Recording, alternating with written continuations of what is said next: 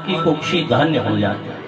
लेकिन यहाँ गर्व का विषय है कि बेटा यदि कुलवान होता है तो एक कुल तारता है अपने पिता का, लेकिन अगर पुत्री कुलवती होती है तो वो पिता के कुल को भी और पति के कुल को भी तारती है। धन्य का ये सौभाग्य का विषय है। पूज्य निधेश्वरी देवी जी की माँ जी आज मुख्य जजमान के रूप में उपस्थित हैं और इनके जीवन की ये प्रथम कथा आप सभी लोग श्रवण करने के लिए उपस्थित हैं। तो जैसे गोस्वामी तुलसीदास जी रामचरितमानस के प्रकांड विद्वान होते हुए भी ये लिखते हैं कि स्वांतः सुखाय तुलसी रघुनाथ गाथा। ये मैं अंतःकरण के सुख के लिए गा रहा हूं। वैसे पूज्या निधेश्वरी देवी जी भी अपने अंतःकरण के सुख के लिए ये कथा गा रही हैं और आप सब भी अगर उस अमृत से तृप्त होना चाहते हैं तो 9 दिन बैठ करके यहाँ कथा का आनंद लें।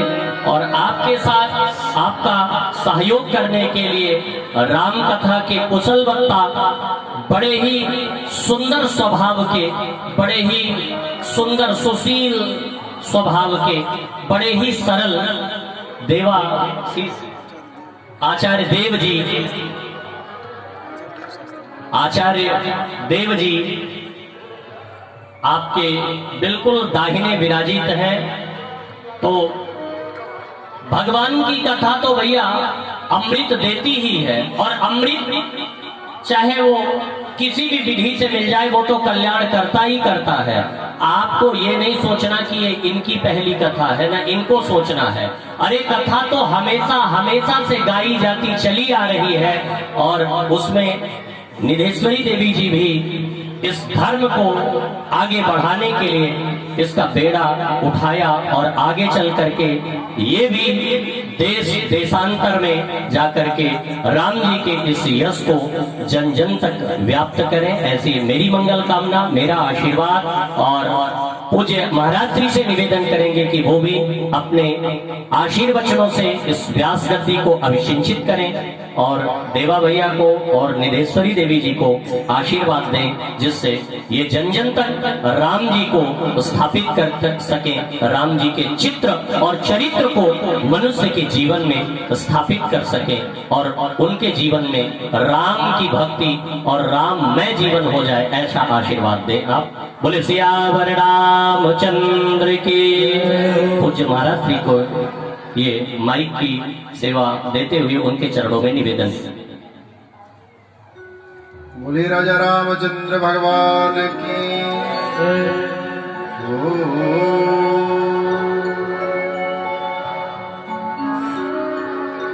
श्री परम परमेष्ठः श्री सद्गुरु चरण कमलेभ्यो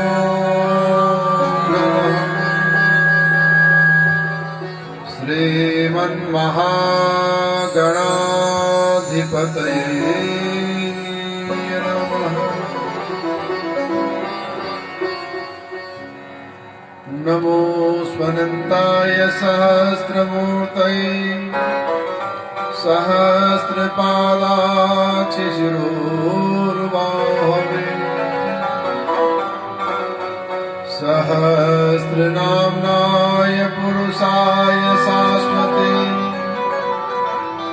सहस्रकोटि युगधारिणे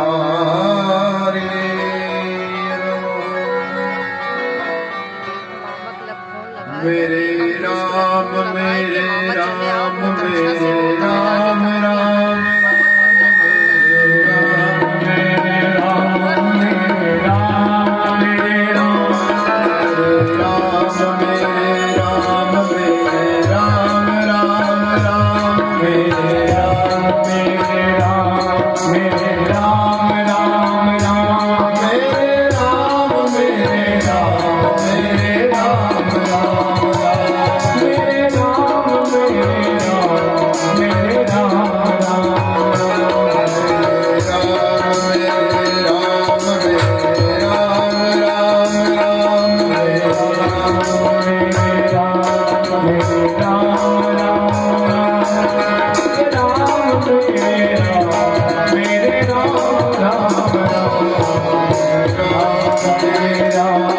राम राम राम मेरे राम मेरे राम मेरे राम राम राम मेरे राम मेरे राम मेरे राम राम मेरे राम मेरे राम मेरे राम राम रामचंद्र भगवान की राम कथा महामहोत्सव की तीर्थराज प्रयागराज महाराज की श्री हनुमान जी महाराज की ओम नमः पार्वती पते हर हर हर महादेव।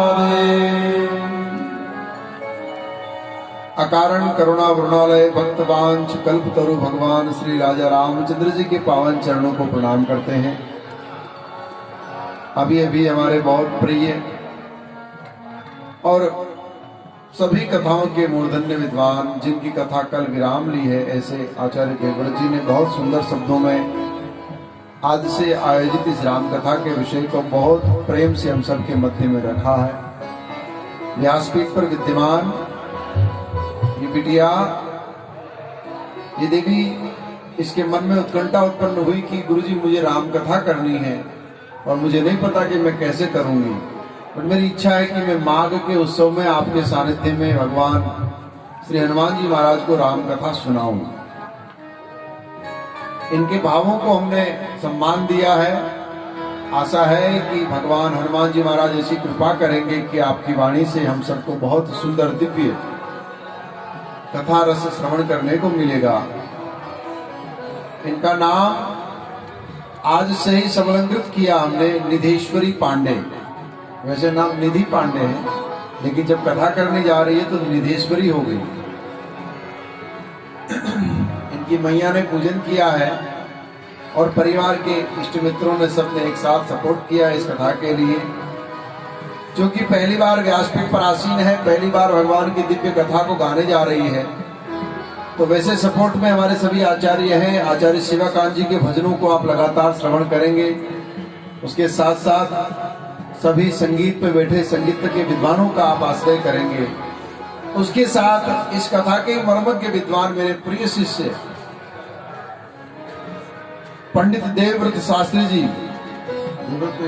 देव शास्त्री जी, व्रत तो इधर लगा है, दोनों जगह व्रत लग गया तुम्हारा। देखो, देव शास्त्री जी बहुत अच्छे कथा के विद्वान हैं और हमारे इस मंच पे प्रत्येक वर्ष कथा का गायन करते हैं।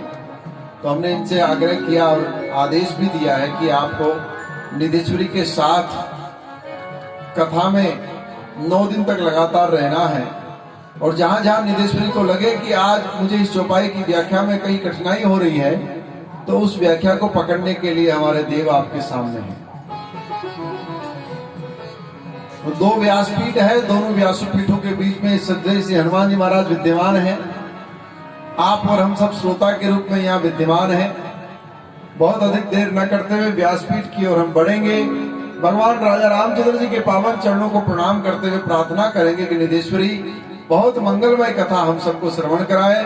और संगीत की तो आपको इतने सुंदर सुंदर भजन सुनने को मिलेंगे। हमारे शिवाकांत जी और इनकी पूरी टीम बहुत ही अलौकिक है। मेरी सभी कथाओं में मेरे साथ रहते हैं और मेरी कथाओं में साथ चले हुए हैं, इसलिए इनको भजनों का बहुत सुंदर अनुभव है। क्योंकि देव शास्त्री हमारे साथ रहते हैं, देव शास्त्री को भजनों का बड़ा अनुभव है, इसलिए सुंदर भगवान राम जी की कथा के प्रसंगों के अनुसार भजन आप सबको श्रवण करने को मिलेंगे। चौपाइयों का सुंदर गान श्रवण करने को मिलेगा और भगवान की मंगलमय कथा के मध्य में जो जो प्रसंग आएंगे उन प्रसंगों के ऊपर में बहुत सुंदर भावों को सुनने का सौभाग्य मिलेगा। इस कल्पवास में ये 9 दिवसीय राम कथा बड़े भाग्य से त्रिवेणी के तट पर मिली है। आओ हम और आप मिल करके इस कथा का आश्रय करें और भगवान की दिव्य कथा को श्रवण करके अपने जीवन को धन्य करें। निधेश्वरी जी को बहुत सारा आशीष, बहुत सारी शुभकामनाएं कि आप भगवान की दिव्य कथा का आश्रय कराएं और बिल्कुल घबराएं नहीं। जो मन में आए कथा का आश्रय करें। जहां नहीं समझ में आए, आपके बड़े भाई बैठे हैं पास में, देव बाबू, वो आपको हमेशा आपके साथ रहेंगे। और जहां आप रुकने का प्रयत्न करेंगी वहां आपका भाई आपके हाथ को पकड़ करके आपको आगे बढ़ा देगा। बोले राजा रामचंद्र भगवान की। शुरू करिए।